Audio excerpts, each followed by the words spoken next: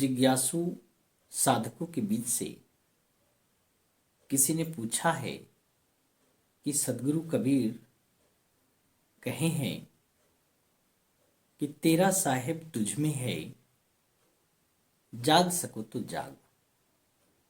इसका क्या अर्थ है? प्रकाश डालें। सबसे पहले हमें यह विचार करना है कि कबीर साहब कह रहे हैं तेरा साहब तुझ में है, तो साहिब मतलब क्या? किसको साहब कह रहे हैं? तो जो परम सत्ता है, जो परम चैतन्य सत्ता है, जिसे लोग परमात्मा भी कहते हैं, वह सत्ता को उन्होंने साहिब नाम से पुकारा है। उन्होंने उस परम सत्ता को ही साहिब कहा है। जब हम इसे समझ लेंगे साहिब मतलब क्या, तो हमें आगे होगी समझने में आसानी। तेरा साहिब तुझ में है, जाग सको तो जाग। अर्थात परम सत्ता परमात्मा जिसे लोग कहते हैं, अक्सर वह समझते हैं कि वह हमसे अलग कोई वस्तु है और वह कहीं बाहर है।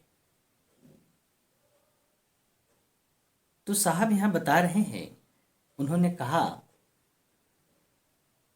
कि जो सबसे सर्वोच्च सत्ता है, अगर वो सर्वोच्च है ही तो संपूर्ण सृष्टि में है, और जो संपूर्ण सृष्टि में है वह हमारे अंदर भी होगा, क्योंकि सृष्टि के सर्वोत्कृष्ट रचना मनुष्य स्वयं है। जब स्वयं श्रेष्ठ रचनाओं में मनुष्य गिना जा रहा है, तो परमात्मा तो परम श्रेष्ठ है, क्या मनुष्य के अंदर वो नहीं होगा? तो उन्होंने कहा तेरा साहिब तुझ में है, जाग सको तो जाग। अगर हमें उसे पाना है, प्राप्त करना है, तो हमें जागने की जरूरत है। अर्थात क्या हम सोए हुए हैं? सोना किसे कहा उन्होंने? जो अज्ञानता है उसे सोना कहा। सुषुप्त अवस्था अर्थात सोए हुए हैं। सुसुप्ति क्या है? अज्ञानता ही सुसुप्ति है, और ज्ञान जागृति है। हमें सुसुप्ति से जागृति में जाना है, हमें सोए से जगना है। अगर जग गए तो हमें अपना लक्ष्य मिल जाएगा, हम प्राप्त कर सकते हैं। तेरा साहिब तुझ में है, जाग सको तो जाग। है, इन्होंने कन्फर्म किया, सिद्ध किया कि है, लेकिन शर्त है कि आपको जगना पड़ेगा। एक बार की बात है,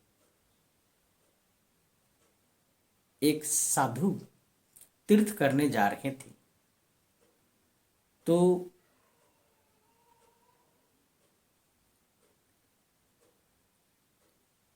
उन्होंने देखा कि ये तीर्थ करने जा रहा है,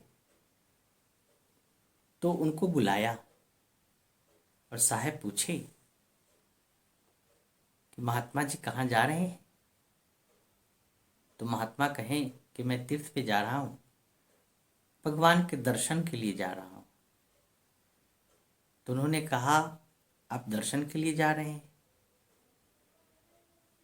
हमारा थोड़ा सुई खो गया है, एक छोटा सा सुई जिससे मैं कपड़े वगैरह फटा हुआ सिलता था, वो खो गया है। तो महात्मा कहे चलिए हम भी ढूंढने में आपका सहयोग करते हैं। वो भी ढूंढने लगे। कुछ देर बीत गई, सुई मिला नहीं। तो महात्मा ने साहब से पूछा कि सुई कहाँ गिरा था, कहाँ खोया था। तो साहब बोले कि वो कमरे के अंदर खोया था। तो महात्मा कहें कि क्या बात है, जब वो अंदर खोया तो बाहर क्यों ढूंढ रहे हो, आपको कमरे में खोजना चाहिए। फिर कबीर साहब कहते हैं जल्दी जल्दी ढूंढिए, अंधेरा होने वाला है, क्योंकि अंधेरा हो जाएगा तो नहीं मिलेगा।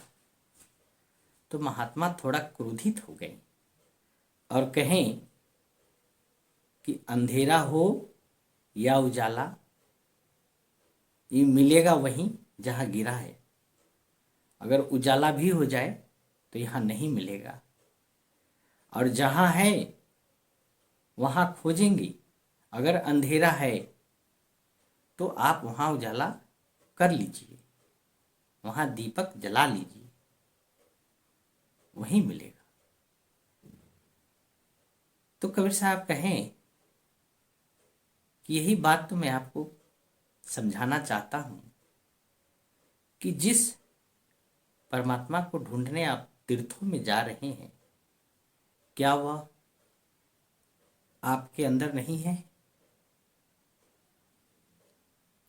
अगर वह आपके अंदर है तो तीर्थ में क्यों जा रहे हैं? अगर आप तीर्थ में ढूंढेंगे तो मिलेंगे नहीं, क्योंकि आपके अंदर है। हाँ, अगर अंदर है, इसका ज्ञान नहीं है, इसका कोई जानकारी नहीं है, तो आप किसी ज्ञानी से ज्ञान प्राप्त करें और अंदर ही ढूंढें। इसलिए कि जिन खोजा तिन पाइया, गहरे पानी पैठ। जिसने खोजा उसे मिला है, लेकिन कहाँ? गहरे पानी पैठ। गहरे पानी उन्होंने इस शरीर के बारे में ही कहा है। जो मनुष्य का तन है उसमें 92% पानी ही है, 92% पानी है। इसी को उन्होंने कहा गहरे पानी पैठ। जिसने खोजा उसे मिला, लेकिन अपने स्वयं के अंदर ही मिला है। इसके लिए उन्होंने कहा घट में घट को दिखाई दे, सोई सतगुरु पूरा जान। जो इस घट के अंदर, मनुष्य तन के अंदर उस परम सत्ता को खोजने का मार्ग बताए, वही गुरु पूरा है, वही पूर्ण है, वही सच्चा सतगुरु है। कहने का भाव यह है कि संत सदगुरुओं ने फरमाया है कि जिसे हम बाहर खोज रहे हैं वो तो अंदर है। इसके लिए हमें आवश्यकता है जगने की, अर्थात ज्ञान को प्राप्त करने की। ज्ञान को जब हम उपलब्ध होंगे तो जिसे हम ढूंढ रहे हैं वो कहीं बाहर नहीं, वो हमारे अंदर ही है। इसी को उन्होंने कहा वाणियों के माध्यम से कि जिन खोजा तिन पाइया, गहरे पानी पैठ। और फिर उन्होंने कहा तेरा साईं तुझ में है, जाग सको तो जाग। तेरा साहिब तुझ में है, जाग सको तो जाग। आज इतना ही। बहुत बहुत आनंद।